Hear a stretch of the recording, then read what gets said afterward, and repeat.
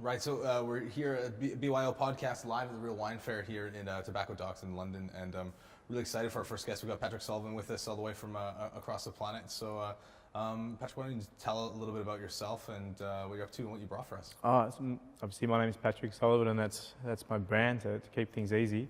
I'm based in a little town called Allenbank, which has nothing in it, east of Melbourne, apart from us and a few cows. We're about an hour and 15 east of Melbourne, up in the Strzelecki Ranges, in a little place called Baw Shire. I moved there in 2014, originally buying negociant fruit, and over the last sort of 5 years, I put together, with my friend William Downey, put together a string of 6 vineyards that we farm with certified biodynamic now. They're all kind of, I guess, not in the context of Australia old, but they're all 30 to 40-year-old vineyards, own-rooted, dry grown from inception. We have a really unique volcanic soil where we're from as well, which gives the wines a lovely intensity and aromatic lift, I guess. It gives them a restrained power, and that's what we have. So I've got a couple of them to talk you through and show you today. 2 wines of the 4 that I'm showing inside, both from our vineyards in the Baw Shire, but both, I guess, show a different context or understanding about what we're trying to do. I guess I'll show you the first wine that I've got to show you is our Ada River Chardonnay. Pretty unique site. It's close to 300 or 280 meters above sea level. It was planted in the early 80s. Mainly a clone called P58, which is one of the original Chardonnay clones that come across to Australia. And what you see in this wine is purity. Like, we're looking for, I guess, a restrained intensity, but purity. And that's certainly something that we get from our sites. It's been a bit of a journey for us to try and find out where we're going and what we're trying to do. And I guess when I started, and I was quite young, I was 23 when I started this business, and that's almost 10 years ago now. And we were focused on whites, and then we kind of drifted away, and now the focus has certainly shifted back to white wine, and that's what we're farming, and really that's what I enjoy farming, particularly Chardonnay. I just really love just the nuance you get from Chardonnay in Australia, and particularly when you're growing in the soils of the type of vineyards that we've got. That's great. I mean, on the nose, it's got a lot of depth. It's got quite a lot there, but then on the palate, it's just so tense. I mean, obviously my mind's already going that way because you talked about the volcanic soil, but it's incredibly saline. It's incredibly rigid on the mid palate. It's got a real precision. Yeah, no, it does, and that's definitely, obviously, volcanic soil is mineral rich, and with having a dry grown vineyard. So when you have volcanic soils, they can be really difficult and challenging because they're so free draining. So you can literally have 100 millimeters of rain and walk on it tomorrow, and it's not going to appear to be wet. So having these types of soils, and obviously dry growing where we are, can create some difficulties, but we get enough rain that gets us through, and these vines are of an age now which you can kind of handle, and the roots are deep enough. So what you end up with is you get that minerality, you get that salinity from the nourishing salinity from the soil. It's also really concentrated. I mean, there's a lot of depth to the wine as well. I mean, it's really cohesive. It's really good. 2018 was a pretty balanced season, but what we have got, I mean, when you've got vines of age, but also soils, and there's 3 factors working in there. You've got the soils, you've got your vine age, and you've got the free draining soil. You get an intensity of very small berries. Like when you have a classic Australian vineyard and you go find the grapes, they're obviously delicious, but if they have been irrigated, you eat a grape, it's full of liquid and it's delicious, and as it should be. But with some of these older sites on the soils that we have, you get this intensity, and it's almost jelly-like character in the berry when you eat it off the vine. And certainly this vineyard, you see that a lot. That's great. You've been coming to the Real Wine Fair for a few years. You've been working with Le Cave for a long time. Yeah, a long time. Just talk about Yeah, so back in 2011, I ventured over and I actually worked with Eric Nario, who's obviously the director of Le Cave, and I worked with him on his property on Etna, and we just had a really wonderful time and really got on with everybody, and we've had a really close relationship ever since. I did some wine buying for them over the time, which was a pretty steep learning curve, and then did some. Then we also have a little business in Australia importing wines that I do with a dear friend, Christian McCabe, who has a restaurant in Australia called Emblo, which is does super well, and you know it's a wonderful place. So yeah, the three of us together have a little import business, which is really nice. So we're still working together, and then I come across 3 years ago, and I come this year, and hopefully I'll make it across next year. I think they're doing it again, so yeah, if they do it again, it'd be wonderful. No, cool. So you kind of got like two hats on, so you got to go check on some I'm trying producers to, you're working yeah, with, it was pretty mental there for a bit, trying to balance it all, but now it's kind of everything's kind of working, and I'm back working in the vineyard, which is my focus. That's what I studied, that's what I want to do, and I think that's where the most benefit and the most thought can be. So that's really where my energy's gone, particularly in the last 12 months. Yeah. So did you go to Etna because you knew you had these I just volcanic soils? No, this was before. So we bought our farm in 2014. We're always kind of going to move to that area, but no, I was just really interested in that place as an area, and you know, it was a pretty cool spot, and you know, it's a really, you know, you want to go somewhere and learn something, which is kind of, you know, and at that stage, Etna was really starting to produce and starting to become more well known, and it was really great to go there and see what was happening, and yeah, it was wonderful. That's pretty cool. Do you find any? I mean, I was like, it's such a shallow kind of association, but is there a lot of practical kind of experience that you got from working on those soils? I mean, it's a very different volcanic kind of climate, obviously, but no, it's very different grapes. But I think the main experience that you get, I mean, you can't really compare all that much because you're dealing with completely different parts of the world, completely different varieties, trained in a completely different way that possibly won't work with us, or you know. But what you can, I think, what you do get is you get the slammed home to you pretty clearly that it's all about sight, and it's all about prizing what you can from the vineyard, and understanding how to balance the vineyard out. How do you take that experience of being in there and looking at it? How do you translate that across to what's in the bottle? And I know it's just wine. You can look at it in very different ways, but when you spend seasons and years trying to work out what it is that site does and how it can perform the best, and you can see that translating across to other producers in parts of the world that are so foreign and so different to what you would ever do at home. Yeah. It really slams that point home that it is possible and it's real and it happens. Totally. I mean, I could drink a Chardonnay all day, but and I'll come sit at your table. Come great. Let's try the next thing you brought as well. This is water skin. So this is from our Bull Swamp vineyard, which is kind of at about 120, 150 meters above sea level. It's, I guess you could call it a field blend, but that's sort of not why it's like it is. This section of the vineyard is quite interesting. It's got Sauvignon Blanc, Semillon, Riesling, and a little bit of Cabernet just off the side. So this is the second time that I thought, okay, I can make a single vineyard wine from this site that we have. It's obviously my second attempt.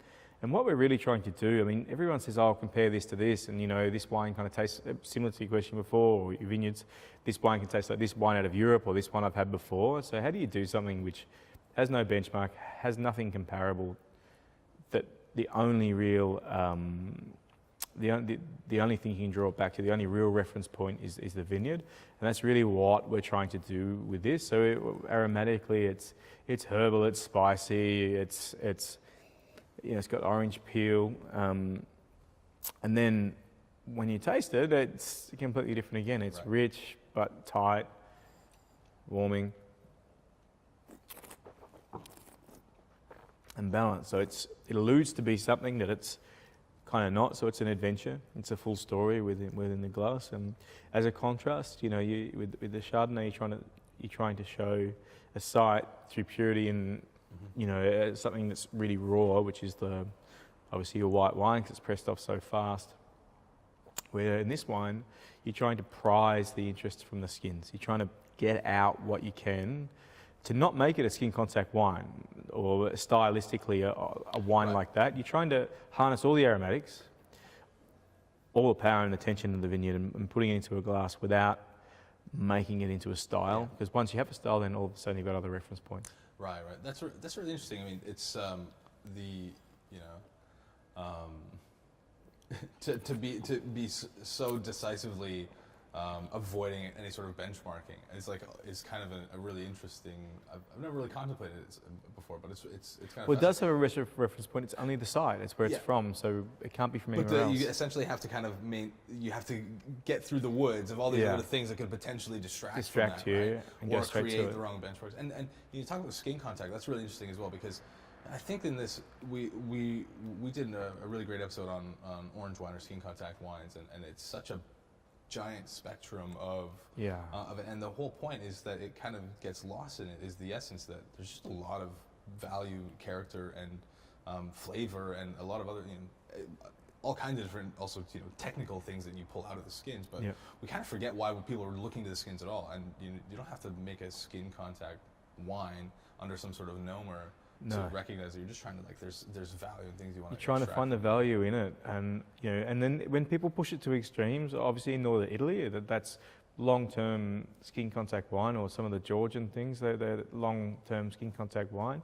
They're delicious wines, but they're not wines of side or focus, for me anyway, just because they're stylistic and they're delicious. But there's a lot of reference points for those wines, and that's, I guess, not what we're trying to do with why we're using skin contact. And so, I mean, maybe we talked before we started kind of filming. You're in Paris, you're going to Dublin for the Red Wine Fair there. You're here in London.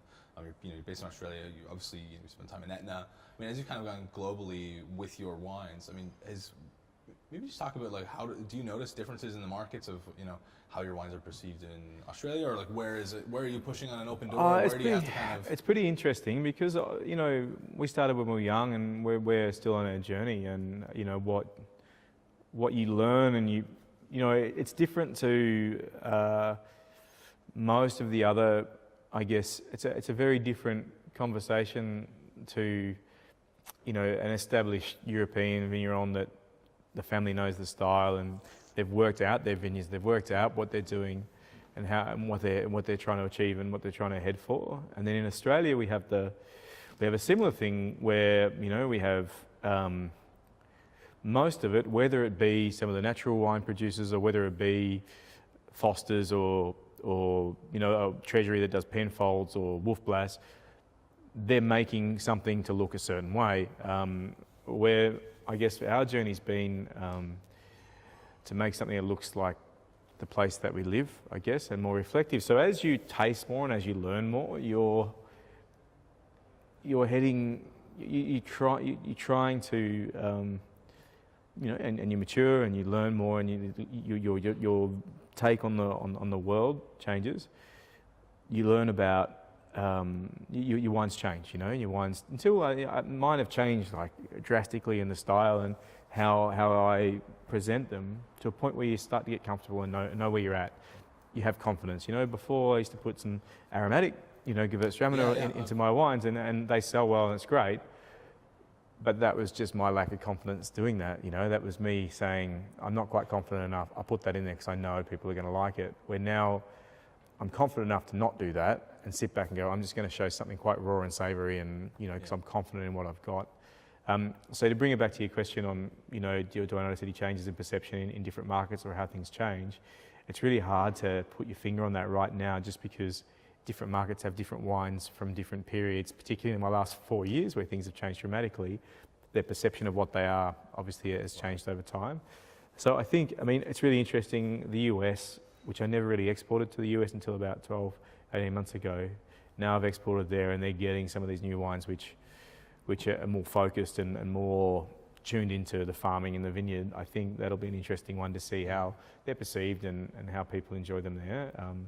The poor UK, they've had them since the beginning, so they've seen all the erraticences of my wines and behaviour. But I think that's good though, right? Because I think that's, you've obviously, you're speaking very modestly today, but you've got a great reputation in this market, and a lot of people who are big ambassadors and advocates for your wines. And, sure. And I think it's kind of cool. As you said, you've kind of been on this journey yourself to figuring out what your voice or what your approach is kind of what you're trying to achieve, and people have kind of been along with that and kind of enjoyed it too. So I think it's cool. I kind of it's like when you find like an old sweater or something you're like that you used to wear like from like 10 years ago. You're like, man, I can't believe I wore that. But then it's still, or or maybe something that you wouldn't have worn then that you'd wear now, kind of thing, or whatever the analogy is. I guess it is, and totally. Being in my late 20s and now early 30s, and this is definitely something that I've learnt from working with the club and chatting continuously with Eric. It's when you're in your late 20s and early 30s, all you fucking want to do is get there. But it's not, and that's like my revelation over the last 6 months. It's not about that. It's about enjoying that journey till you get there. And I guess you can only kind of look back in retrospect and try and understand that when you've pushed so hard and you've forgotten about enjoying the journey, and you've got to turn around and go back and go, I'm going to enjoy the journey. Now I almost forgot about enjoying the journey. Now I'm going to enjoy that, and and hopefully people can see that through the wines. They can see the journey, and that the aspiration was always very, very high. But trying to find a place to aim. Right. When you're young and inexperienced, you have an aspiration to do something of integrity and quality, but in a Venice world that changed so fast over the last 10 years, trying to find out where you're aiming. You're always aiming up there, but sometimes the kind of direction goes a little bit like that, and through that you meet different people from different beliefs and different directions along the way, and trying to find out where you fit in there. And once you do, once that starts to clarify and you start to settle, and the financial side of things is a little bit more relaxed, you start to find your direction, and you really start to nail it. And then that's when you really start to enjoy the journey. You can look back and say, hey, that was so fun, that was wonderful, and why I'm here now is because of all those wonderful experiences I've had along the way, and not be so pressured on trying to find out where it is that you're aiming. You quite clearly have now defined direction. You quite clearly know where you're going. And now it's just time to sit back and let it ride through, and have faith in all the grounding that you put in before into the vineyards, and into whether it be technique or an understanding of how your vineyards work. And you can only ever do that when you work with the same vineyards year in, year out. Once you've got that direction, you understand how they work, you can really enjoy the journey. And now I'm hoping I'm getting to a time when just enjoy every moment of it, because it's pretty wonderful. Yeah, that's great. And I think that, what we love about this festival, and like kind of, what we try to do in the show is really kind of get past that and get past the labels, and kind of speaking about to people and understanding a bit more of like, for me, wines of integrity usually come from people of integrity. And I think that you can have a journey where you're trying to find your way, because you're always, doing whatever it is that you're doing with the right energy, approach, right? With the right kind of, the right energy, and I think that's what endears people to a lot of personality. And you see that in the rooms here, right? Yeah. You see, it's not just about, it's as much about the people making the wine, because the wine is the story of the people making it. And I think your wines are a testament to that.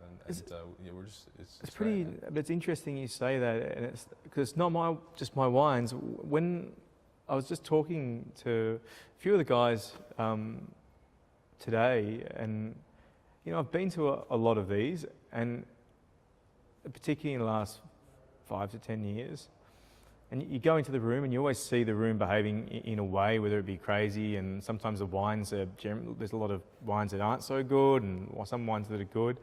Walking around this room yesterday and today, and just seeing kind of for the first time an entire room that is just confident, and the wines are at a level, and you're hard pressed not to turn up to any table in there, and this is the first time I've ever seen it, turn up to any table in there and almost be rest assured that whatever they give you is going to be delicious. Yeah. And that's what I'm seeing in there. It's just so exciting to see that. It's wonderful. It's a different vibe when you go around to the table. It's just a bit of the party starts later in the day.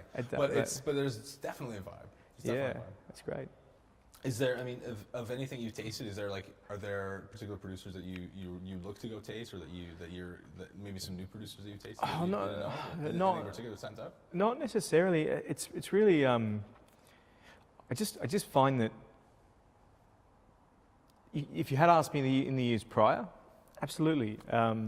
There's producers that you go and because you'd feel some, you know they were going to be good, so you go and taste them. And when you've tasted as much wine, I guess, as I have, you're not often surprised, so you kind of know and you have a level of comfort, which I thought I was getting old. You know, you're getting your old favourites and you go to there, but today and yesterday, and bringing you back on what you were saying before, it's almost like you've got no one you want to see. Everybody seems to have lifted, and across the board, the quality for everybody. So you're not going because you rest assured that you're not going to see a table because you're going to be rest assured that it's going to be good. You're going to a table to see their journey, you know, and to see where they've come and what they're doing and what the focus is. And it just seems like everything is so much more focused that you are getting that individualised experience at every table, and you're seeing where you're getting an idea of who the producers are and where they're from, rather than, you know, when you'd see some wines that I guess a lot more about artifact in previous, whether it be a heavy skin contact wine or whether it be something cloudy. And I've certainly made wines like that, which are delicious, but they're not chiseled, focused representations. So when you go in there now, you're seeing so many honest representations from these people and their farms and their wineries, that you almost can't ever say, I want to go see this producer, because every single one of them seems to be, and I know it sounds crazy to say every single producer is great, but I'm honestly super surprised about the quality across the board. You can almost go to any table and feel at home, feel like, wow, this is really special. And that's, I mean, it's pretty amazing. I don't know what's caused it, but I'm kind of taken aback by it all. It's pretty great. No, that's awesome. And you know, we appreciate you taking time away from your table to come and sit and chat with us a little bit and share some of these wines. These are absolutely fantastic, and I'm going to try to find some time to get around and see some of these journeys on the other tables too, Ben. But thanks very much for having me. This is absolutely fantastic. Thanks a lot. Thanks for the wines. Thanks for coming down.